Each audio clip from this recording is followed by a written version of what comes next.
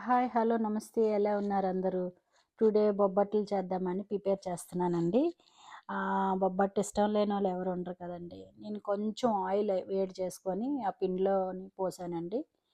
కొంచెం అంటే ఒక చిన్న కప్పంతా, ఒక చిన్న కప్ అంటే మనం టీ తాగుతాం కదండీ! ఆ టీ తాగిన కప్పులో సగం వేసుకున్నానండి నేను హాఫు.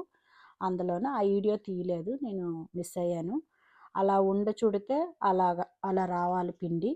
అప్పుడు మీకు పర్ఫెక్ట్‌గా ఉన్నట్టు. అప్పుడు లూజ్‌గా వాటర్ పోసుకొని నీ నీళ్ళన్నీ పోసేసి కొంచెం లూజ్‌గా కలుపుకోవాలండి. మరి గట్టిగా కలపకూడదు. చపాతీ పిండిలాగా కలపకూడదు. లూజ్‌గా కలుపుకుంటేనే మనకు బావుంటది. అలా లూజ్‌గా కలిపారంటే ఇంకా పర్ఫెక్ట్‌గా బాగా పిసకాలండి. బాగా పిసికాక కొంచెం ఆయిల్ పోసుకోవాలి. నానబెట్టుకోవాలి. ఎంతసేపు అంటారా? ఒక 1 అవర్ అయితే సరిపోతదండి. మీకు మీరు నైటే కలిపేసుకున్నా, నానబెట్టుకున్నా ఓకేనండి. ఎంత ఎక్కువ సేపు నానితే అంత మంచిది. ఎందుకంటే మనకు పండగల టైంలోని నైట్ కలుపుకోకూడదు కదండీ! పగలే కలుపుకోవాలి కాబట్టి, ఒక 1 అవర్ ముందు కలుపుకొని పెట్టుకుంటే సరిపోతది మనకి. ఇంకా ఆయిల్ పోసుకొని నానబెట్టుకుంటే సరిపోతది. అయ్య బాబోయ్! అంత ఆయిల్ ఏస్తున్నారేంటి అని ఆయిల్ అంత పట్టదండి. నేను లాస్ట్‌లో మళ్ళీ ఆ వీడియో కూడా తీశాను. చాలా ఆయిల్ తీసేసాను నేను. ముందు జస్ట్ పిండి నాననందుకేనండి. ఆయిల్ కింద ఉండిపోతది. ఏమి దానికి అంత ఎక్కువ పీల్చుకోదు. భయపడకండి ఆయిల్ చూసి. ఆయిల్‌లో నానితేనే బొబ్బట్టు టేస్ట్ అండి. తర్వాత పూర్ణం చేసుకుంటున్నానండి. పూర్ణానికి అర కేజీ పిండికి నేను అర కేజీ పప్పుకి నేను పావు కేజీ బెల్లమేసానండి.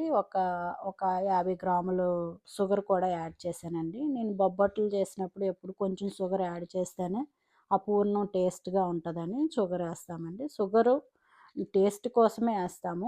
మీరు హెల్తీ నాకొద్దు షుగర్ అనుకున్న మీరు తీసేసుకోవచ్చు. పర్వాలేదు. షుగర్ అవసరం లేదు. అంతా కలిపించుకున్నాక మిక్స్ అయిపోయిన తర్వాత కొంచెం ఉండలాగా రావాలండి పూర్ణము. గట్టిగా వస్తేనే అయిపోయినట్టే. లాస్ట్‌లో అయిపోయిందని వెంటనే కొంచెం నెయ్యి పోసుకొని దించుకుంటే చాలా అమృతంగా ఉంటదండి. బొబ్బట్టుకి పిండి అంతా రెడీ అయిపోయిన తర్వాత ఇంకా చిన్న చిన్న బాల్స్ లాగా చుట్టేసుకొని పెట్టేసుకోవడమేనండి బొబ్బట్లకి. ఇప్పుడు మళ్ళీ పిండిలో ఏసి అన్నీ చేసి పెట్టాలండి. బొబ్బట్టంటే అమృతంలా ఉంటదండి ఇది. హోటల్‌లో తినేటట్టుగానే ఉంటది. హోటల్ కంటే బావుంటది. ఎందుకంటే హోమ్ ఫుడ్ గాబట్టి. ఆ పిండి నానిపోయిందండి. ఆయిల్ కూడా. ఆయిల్ చూసి భయపడొద్దండి. ఎవరు భయపడవలసిన అవసరం లేదు. ఆయిల్ ఎందుకంటే నేను నానితే కొంచెం బావుంటదని చెప్పి ఏసాము. హోటల్‌లోనైనా అలా నానేసి ఒక అండాలో ఏసేసి హోటల్‌లో అంత నూనేస్తారండి. నూనె ఎగస్ట్రా మిగిలిపోయిన నూనెని అలా నేను తీసానండి. నేనేసిందే అంత. నేను తీసేసాను పిండి నానిపోయిన తర్వాత. నేను మళ్ళీ ఆ నూనె ఉండిపోయింది కదా అని చెప్పి నేను యాడ్ చేయలేదు. నేను నెయ్యి వేసి కాల్చుకున్నానండి అది. ఎగస్ట్రా నూనె అలా తీసేయొచ్చు. ఏం భయపడక్కర్లేదు నూనె చూసి మాత్రం. ఇంకా అలా బొబ్బట్టుని అలాగా క్లోజ్ చేసుకొని చేసుకోవాలి. కవర్ ఉంటే కవర్ అయినా పర్లేదండి. కింద కవర్ గానీ, ఈ అరిటాకు గానీ, ఇస్తరాకు గానీ పెట్టుకోవాలండి. చాలా సాఫ్ట్‌గా వస్తాయండి బొబ్బట్లయితే. మనకి ఏ షేప్ కావాలన్నా ఆ షేప్ వస్తాయి. అంటే ఇప్పుడు ఆయిల్‌లో నానలేదనుకోండి అలాగా సాగదండి. మనం చేత్తో చేసినా కూడా దగ్గరగా వచ్చేస్తది మైదా గాబట్టి.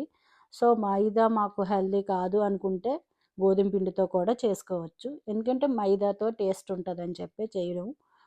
హెల్తీగా కావాలనుకుంటే గోధుమ పిండితో కూడా ఇదే టైప్‌లో చేయొచ్చు. చివర్లో అవన్నీ నీట్‌గా చేసుకోవాలండి అంతాను. అది ఆయిల్‌లోని కాల్చకూడదు. నెయ్యిలో ఏసుకోవాలి. నెయ్యిలో ఏసుకున్నామంటే కొంచెం బావుంటదని నెయ్యిలో కాల్చుకోవడం. కాల్చేటప్పుడు మాత్రం సిమ్‌లో పెట్టి కాల్చాలండి. చాలా బావుంటదండి బొబ్బట్టు. అలాగా నోట్లో పెట్టినంటే అలా కరిగిపోతది. పిల్లలైతే అదే కావాలని అడుగుతారండి. ఇంకా బొబ్బట్టే కావాలని అడుగుతారు.